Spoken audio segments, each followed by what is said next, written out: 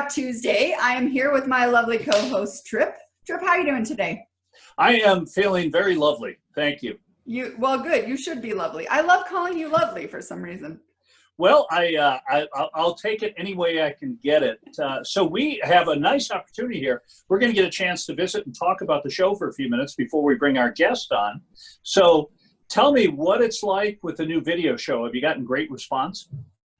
Actually, I have gotten really good response on the video show. I mean, every show, I think we keep getting better, and it's been fun to be able to do a virtual show. It's been easier almost to book guests because everybody's home. And so they're just, eager to do something exciting. So. Well, it's funny how I was watching CNBC this morning, and they were talking about the companies that have done really well in the pandemic, and one of them is Zoom. And it's gone from being a company that business people knew about and maybe people involved in the digital world for sure. But now Zoom, great grandmothers are on Zoom, so it's become ubiquitous. Yeah, and you know what? Did you hear when they actually had this whole thing that happened where this doctor was doing this big conference, and some person hacked it and was like drawing like pornographic pictures and stuff, and so they had this whole big thing because they weren't able to keep a lot of the people out of Zoom, so they could get hackers easily. But I think that they've worked on that and they've fixed it since then. Well, actually, and my wife, who works for the Justice Department, they can't do conferences on Zoom because they feel that the security for top secret stuff is being somehow compromised. But, we are in a digital world. Hackers are going to go on, and the stuff they're doing is sophomoric and stuff like that, but it's not the end of the world. And Zoom is an amazing technology. Oh, yeah, absolutely. And you know what I always say that, like, if there is a company that something's always going to happen, there's always going to be failures in a company. And I don't think that it says bad things about the company when they have these kind of failures or holdups. What I do think is impressive is how they handle it. So Zoom actually did, they send out emails, they handled it, they got their people on it right away because they want to, that's what makes a company is their customer service and how they can handle those. Yeah, Shalice, you're 100% right. In life, when you have a job, 80% of it's going to go pretty well. 10% is going to be troubling, or maybe a higher percentage. But another 10% is an S show where everything goes wrong.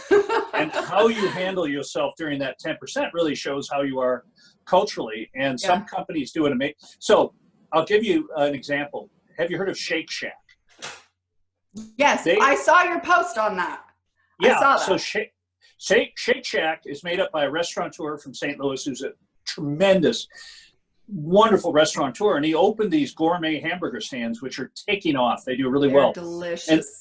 And they were able to get $10 million on small business funding, and then they realized that this funding was not designed for them. It really was designed for the mom and pop restaurants, and they returned the money. And what they did there was so brilliant, because every profile of Shake Shack till the day the world is done is going to mention how socially conscious they are returning the money. Right. That publicity. But companies doing the right thing is so important, because many companies don't. I'll give you an example. Boeing on the 737 MAX. They had an inherent software problem that caused 2 of those jets to crash, but they denied. And when it finally became apparent they had a problem, it was too late to fix it and keep the aircraft in the air. So now that fleet has been grounded, and Boeing has been inexorably hurt by doing the wrong thing. Yeah. Well, and I learned that lesson even on a personal level when I was a manager. I was a manager for IHG, and we did hotel sales and everything. And I learned that, the best thing to do was and I was a manager in customer service as well, be honest and be empathetic with their situation. And once you can do that and take ownership of that, then everything else goes better. Yeah. So, now you do have to do it right the second time. Right. Yeah, exactly. You have to fix the problem. The problem needs to be fixed. But yes, you can't keep doing it wrong. And we joke that a production company that I work for in Vegas we do it right the third time production. So Just in humorously, case. but well, the worst mistake that I ever made, and it was people that worked for me when I was running a TV station down in Vegas. And Nevada Childhood Cancer Foundation, which is an amazing foundation that was headquartered in Las Vegas, and I was lucky enough to do a lot of their videos. And at our banquet, which would have a couple thousand people, we'd honor 3 families a year who lost a hero. And what happened is that one family didn't want to speak at the banquet. They were terrified. So they came into the studio, and I interviewed them, talked about their daughter. And my crew at the TV station and me responsibly, we lost the tape. And I had to call this family and tell them that. And they were very sweet about it. And they came back into the station, and we did an interview that was just so gripping. And they did a much better job talking about their daughter, because maybe the nerves were not as bad the second time around. But it was a case where I had screwed up horribly, and the people were so nice about it. But the tape, when we played it at the dinner, and they were there, they just didn't want to go up on stage. There wasn't a dry eye in the house. So when you make a mistake, own up to it. Our president, not very good at that. Right. He has never made a mistake, and he was a mentor, or Roy Cohn, who was a horrible man, one of the worst attorneys in the history of the U.S. government, was his mentor back in the 70s. And Roy Cohn was also the attorney for Senator McCarthy in the 50s. Just a horrible, deplorable, terrible human being. And he taught Trump, never, ever admit you're wrong. And when someone hits you, hit him 5 times harder. And that's what Trump does. And he's our president. So maybe it works. Yeah. Well, I don't Tell know. us about our guests today. Yes. Okay. So I am so excited that Jeff is going to be joining us. And actually, I do think he's here, but I can't see his lovely face. I met Jeff actually online, I think through a mutual friend. And there he is. He wrote a book, and I'm going to let him talk about that. But he really it just stood out to me, because it's something that I'm very passionate about as well. And since he wrote a book, and I was on it was a little over a year ago, and I said, I want to write, I've been writing this book of mine, and I want any advice, any tips that I can get. And he said, you know what, buy me lunch, and I will have as much information as you want, and I will help you. And he actually did really start that focus for me to get my book done. And once I did get done, 8 months, I think it was like 8 months later, he introduced me to an editor, and she's been amazing. Her name is Mary Holden, and we are just getting that uploaded it just was sent off to the graphic designer. So it's exciting for me, because Jeff is also going to be endorsing my book, and he'll have a little thing on the back of it, which is super cool. But Jeff, welcome to our show. I'm so excited. Thank you so much for being on here with us. Oh, it's good to be with you. Thank you for having me. Of course, of course. And I see you're in the lovely tropical area of the virtual backgrounds. It's wonderful. Yes, also known as my den. I know. I should probably do that too. But No, don't. So Jeff, you're an ER doctor who is also an author, and you also look at things from a very unique perspective. You sound like a very eclectic guy. Well, some things kind of creep up on you when you're least expecting it. I never thought of myself as an artist until I started to paint a few years ago, and then I started to sculpt, and I found it extremely enjoyable. It was such a stark contrast to practicing medicine, because when I'm sculpting, if something doesn't turn out the way I want, I just whack it off and grab a new piece of clay and start again. You can't. I'm glad you're not a surgeon. Emergency medicine. ER doctors are unique people. You guys are the high wire artists in the medical business. It takes a lot to do ER, doesn't it? Some days are pretty demanding. Some days are not so bad, but it's, as they say, more than a job. It's an adventure. And some of my colleagues in the present day are really seeing a lot of that. Some of them are overwhelmed, and it's challenging times. I'm not seeing patients anymore, so I'm not seeing COVID-19 patients, but emergency departments are unique places. Do you miss it? And I say that without reservation because I know the path I'm on is the right path. I know I'm doing what I'm supposed to be doing. And so I don't have reservations. I don't have guilt. I just go forward. So tell us about your path now and about your book. My book had its birth in a strange way, in a sense, because way back when I was 11 years old, my 15-year-old brother was killed in a farm accident. And I thought I got through it unscathed. I didn't think it had any impact on me until 20 years later when he came to me. And he said, "You have to go visit our mother because there's things she's never told you about my death." And that got my attention. Yeah, as well it should. So I went and visited with my mother. And that was the first day she told me that she always knew where I was in the house before my brother Stan died because she could hear me singing.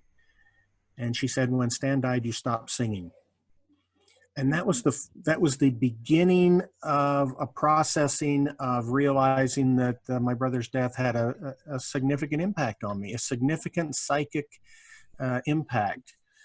And when I was still a teenager, I started to get messages. One of them, I think, saved me from a fatal car crash by telling me to slow down. And I believe that voice that was speaking to me on that occasion was my brother. So these things happened over a period of decades, actually, gradually increasing in significance and sometimes hearing, sometimes seeing, until in the emergency department, it just felt normal and natural to me, even to the extent sometimes of seeing souls leave their bodies when they died and communicating with them before they left. And I never talked about it during my career, during my medical career. It wasn't something that felt right to talk about for some reason. But when I stopped seeing patients a few years ago, about 6 months after I stopped seeing patients, I just had this feeling one day that it was okay to talk about it now. And that's when I started to share some of my experiences. And 6 months later, my book was published. So that's how it came about. And it's about some of my spiritual experiences or other worldly experiences, mostly in the emergency department. Do you think that if you'd communicated your feelings on that subject when you were an active member of a team at an ER room, that some of your colleagues would have been concerned or worried about you or thought less of you? I think some of them would have had reservations about it. Some of them might have been accepting of it. And I don't know this because it didn't happen. I'm only viewing it in retrospect and speculating. But I think the reason I felt that it wasn't right to share wasn't so much for my colleagues, it was for the patients. Some people would feel comforted or reassured by a physician that had these kind of experiences, and others would not like it at all.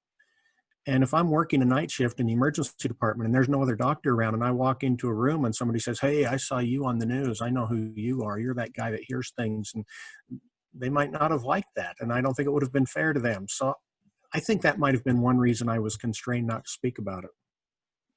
Yeah. And Shalise, how would you feel if Jeff was your physician and he talked about things that weren't normal and what is normal anymore? But would you have been concerned, Shalise?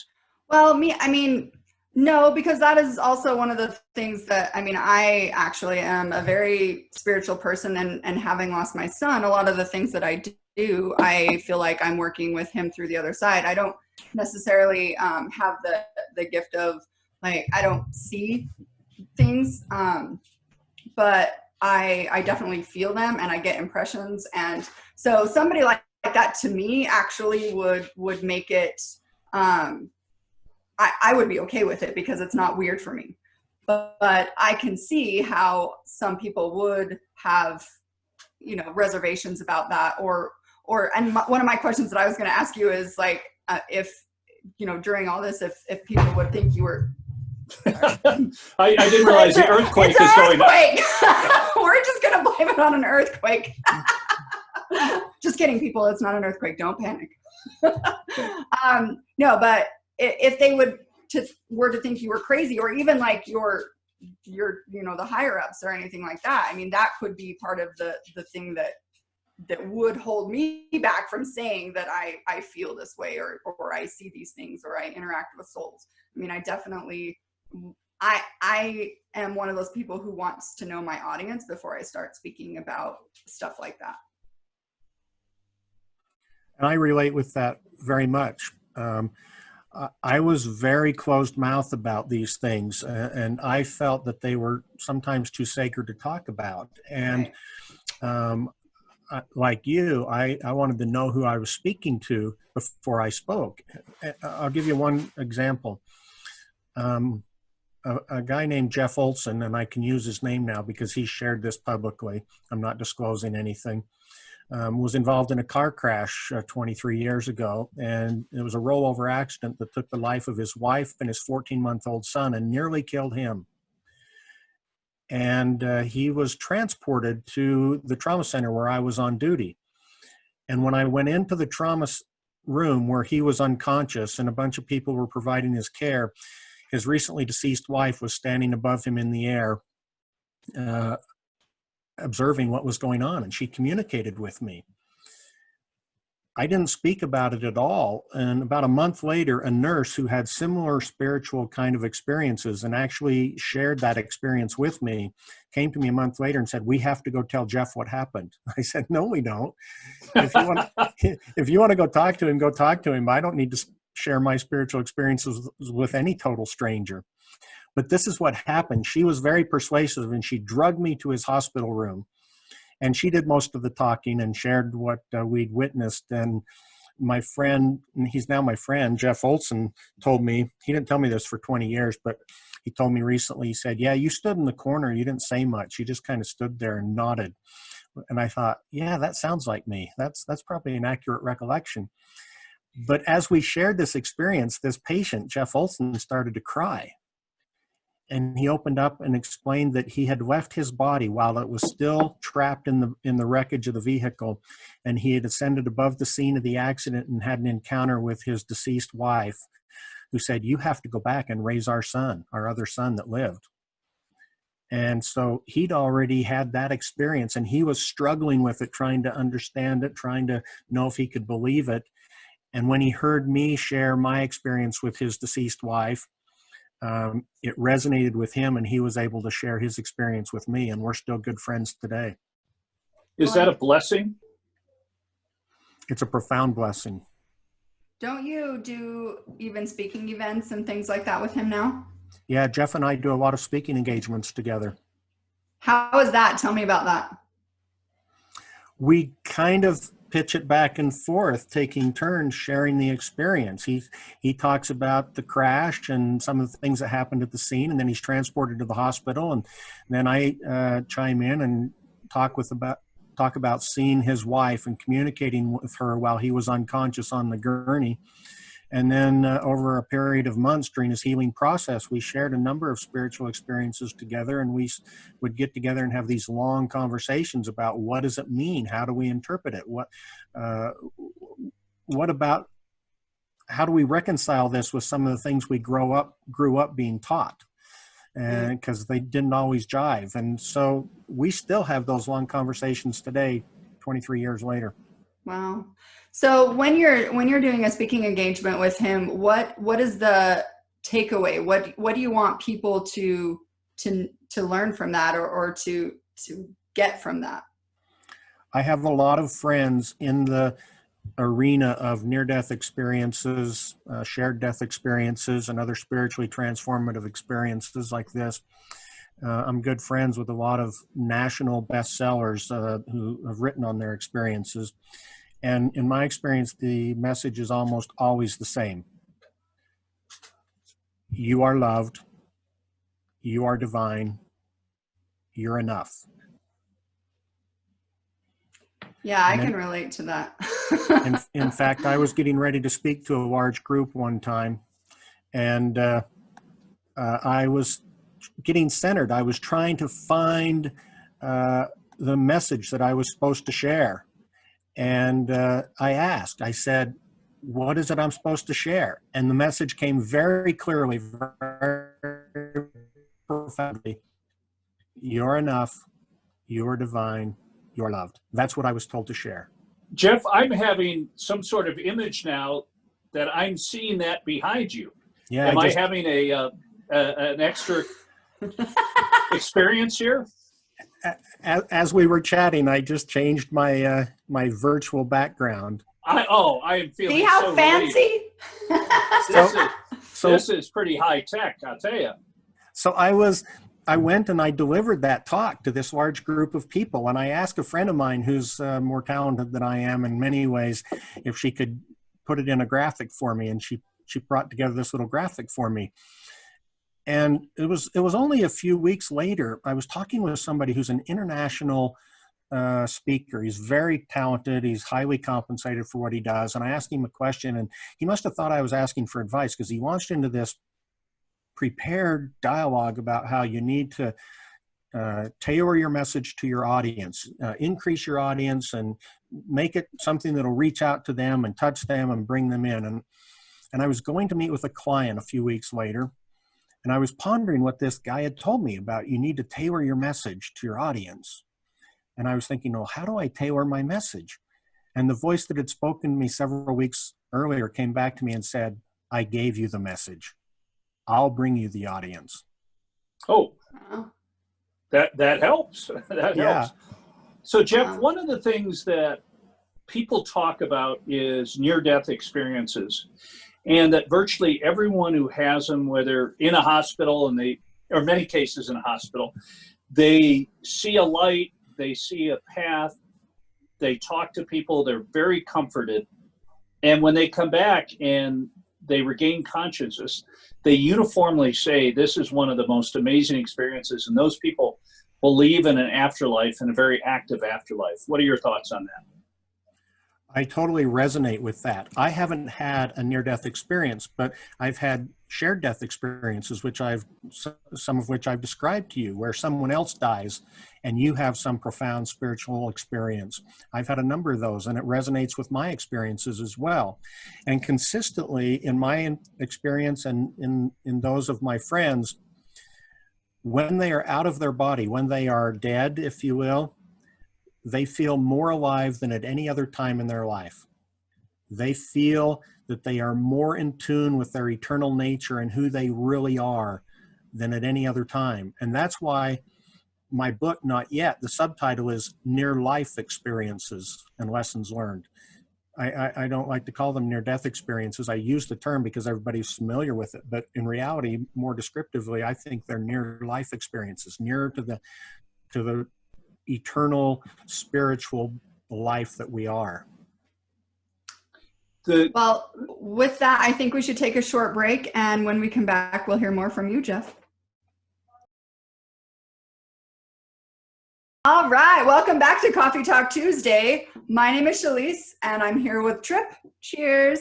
And our lovely, now Jeff gets to be the lovely one. I need to use another word, another adjective. There are words for gender specific. I mean, just not, handsome, distinguished. Lovely's great.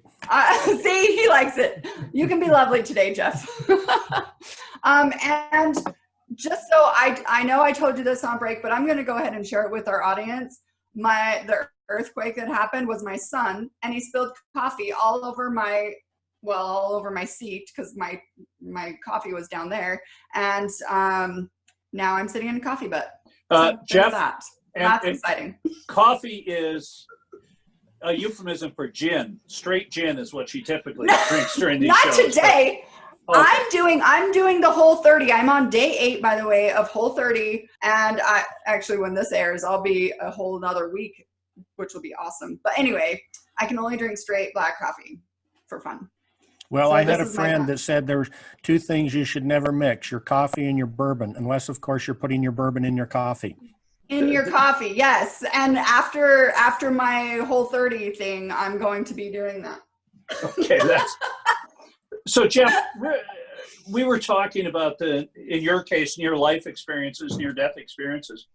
So people who aren't spiritual in the medical community explain that when people have these experiences, that it's a combination of things going off in your mind. And as you can see, I didn't take biology in college, so I'm not sure what those are, endorphins, that sort of thing, that create those experiences. What are your thoughts in regard to that?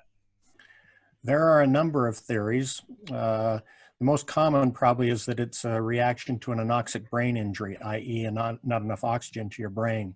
That's what my other thought was, but Yeah. you're smarter, so thanks for saying that. There's been, it's been proposed that they're temporal lobe seizures. Temporal lobe seizures can have very unusual presentations, including hallucinations. Some people have suggested that it's drug effect or psychosis, or it's an endorphin neurotransmitter dump associated with severe trauma.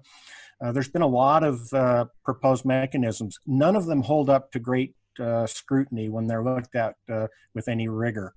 My friend Bruce Grayson started the Department of Perceptual Studies at University of Virginia. He's a psychiatrist. He was actually the attending physician when Raymond Moody attended UVA, if you've ever heard of Raymond Moody, who coined the term near-death experience 40 years ago.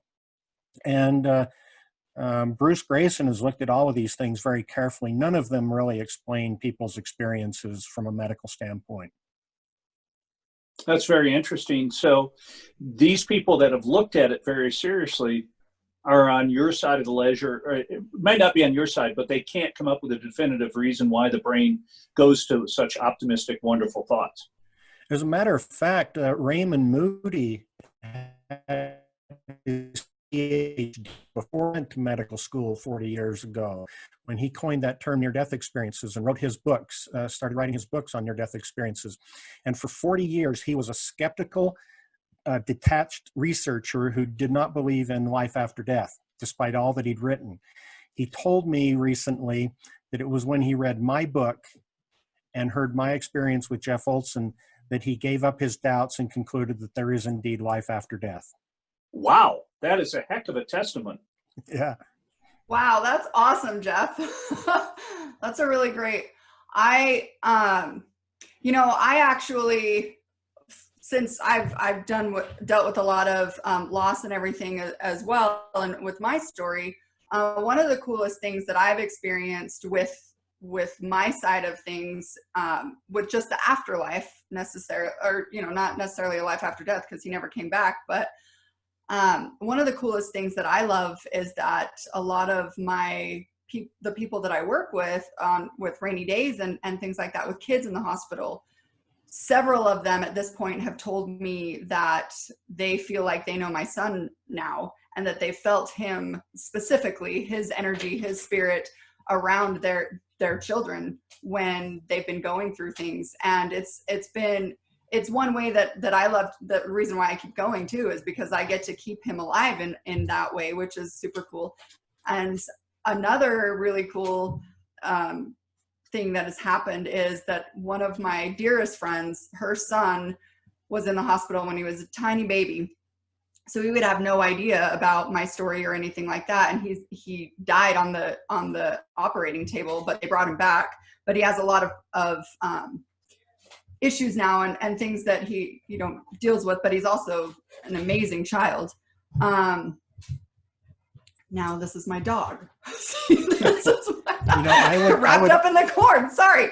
But so her son just last year said that he felt this boy, and he described my son, and she called me. They live in California, and she called me and told me about this. And so that's why I can't deny it. Like there's things, and for me, it's like, if it's really not true and it is something in the brain that makes all of this stuff up somehow, some way, it's not going to matter anyway. But right now, for me, it's getting me through this life. It's getting me to that point where I'm comforted in knowing that. Yes, and if I could just toss in one little insight. When you said your son didn't come back, I would change your words just a little bit to say my son did come back. He told me he was okay. And now he's helping me and he's helping others.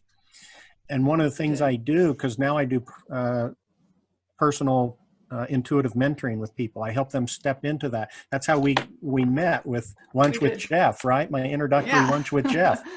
Buy me lunch and I'll give you 2 hours. I was the first one on that, by the way. Yeah.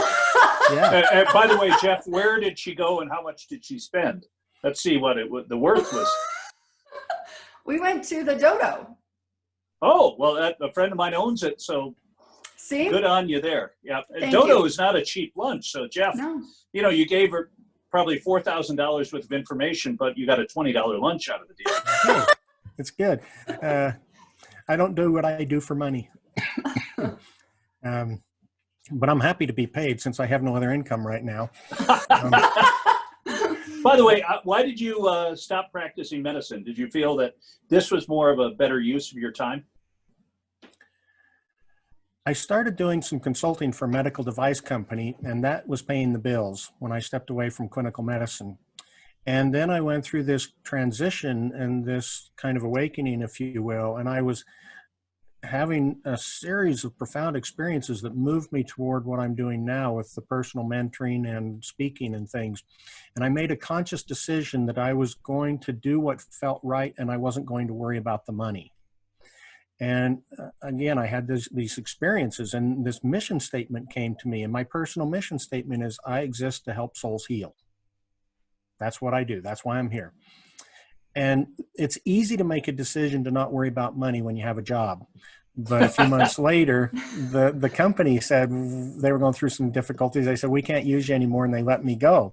And so I've had no other income for about a year. But every time I think about going back to doing something else, I just feel like I have this heavy, dark feeling that closes in around me until I dismiss it and say, no, I'm going to keep doing what I'm doing. And then it disperses, and I have a knowledge. I feel confident that I'm doing what I'm supposed to be doing. I just haven't worked out the finances yet.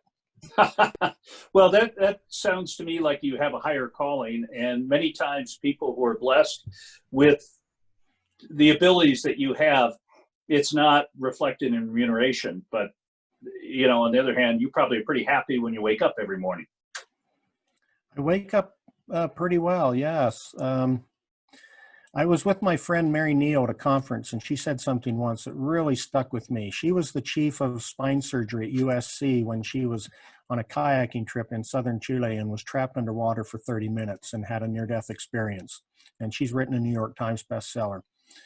And she actually came back with a list of things that she was to do. And I heard her in this conference speaking, and somebody asked her if she ever felt guilty about not being able to do enough or do whatever other things the person had on their mind. And Mary looked at her, and without a moment of hesitation, she said, I never feel guilty. I know I'm doing what God wants me to do. That's where we need to be in our lives. That's where I help people get to when I meet with them personally for mentoring. Yeah, I was going to ask you about that, to come back to that as well, because I think that's phenomenal. And so you do one-on-one intuitive mentoring, or what did you call it? Is it all right if I share a little experience from our session? Absolutely. Yeah, it's fine with me. Anything we can find out about Shalise that will potentially embarrass her in the future. This is my grounded, like, other side of me, though, Trip. Okay. I wouldn't share this without her permission. No, you have my permission. I'm writing a book that, like, discloses everything pretty much about me, so go ahead. I was sitting across the table from her. We were an hour into our conversation, and I had this download. I have a feeling where it came from, but it was so clear. It was so profound. And I looked at her and I said, it's not your fault. Don't feel guilty about this anymore. And she started to talk about something else. She started a deflection. And I was stopped, and I stopped her again. I said, it's not your fault. Don't feel guilty about this anymore. And I had to say it 3 times before she finally registered, and she started to cry. And she didn't even realize she was holding on to that guilt. She thought she'd gotten through it all. But those are the kind of experiences I have with virtually every client, is something that helps them get their mind around what the next step is in their life. That's pretty Well, and profound thing. it's so good because Yeah. sometimes we do just need those little whispers. Yeah. Yep. And it happens. Sometimes we need to clack somebody over the head with it. It needs to be more than a whisper. Yeah. Well, yeah. Like Trip. Yeah. I'm going to go out to the car and get my hockey helmet. So I'll finish up the show in just a sec. This is really why we're not filming in the studio anymore. He was getting abused. Yeah. I have my own recording studio right here. But Jeff, you are a very, very entertaining and informative guest. This has been a wonderful 40 minutes. Well, it's wonderful to be with you. Yeah. I had an experience not so long ago. A messenger came to me, and I was a really closed-mouthed guy. I didn't talk about my experiences. And this messenger came to me one day, and he said, "Every experience is to enable you to help someone else." I said, "Whoa, wait a minute. I thought experiences were for personal growth. And then if I wanted to, I could go help somebody else." And the messenger said, "The primary purpose of every experience is to enable you to help someone else. You get the secondary benefit of personal growth." Changed my perspective on things. Yes. And you know what's so beautiful about that before we go? Like, that's exactly what our guest last week, Sean, I guess it would have been 2 weeks ago now, Sean was saying that, because he was talking about his heroin addiction and overcoming that and how grateful he is to have gone through that. So now he can save other lives as well. So, and that's why I do what I do. And sometimes, it is for that personal gain, because I'm like, I'm hurting right now and it makes me feel better to help somebody else. And so, but we all benefit from that as well. So thank you, Jeff, so much for sharing your story and being vulnerable and opening up. And we will have all the information about your book and everything else that you do in our links, in our blogs. And so I just thank you so much. Thank you for having me. It's been an honor. Any last Jeff, words, thank Trip? you. Okay. This has been a great show, Sheila. This is the new me. I am going to be respectful, and you won't even know I'm here. Change does happen. You can teach an old dog new tricks. Okay, maybe it'll happen for 1 week. Hey, just all of be our aware, viewers and listeners. just be cautious, Trip. I notice it's still recording, so be careful what you promise to. Okay. Well, next week our guest is actually a nurse that is working in the ER, or not the ER, but a nurse at the primary children's hospital, and she actually is working in the COVID unit in the Riverton Primary Children's Hospital. So it'll be really, really nice to have her on to talk about those experiences too, and what's going on behind the scenes. Yeah, and our medical workers are amazing. For Sheila and our guest Jeff, I'm Trip. We will see you next time. Thanks so much. Let people know about the show. We'd love to have more listeners and viewers. We sure enjoy doing it. Take care. Thank you for Bye. having me. Bye-bye.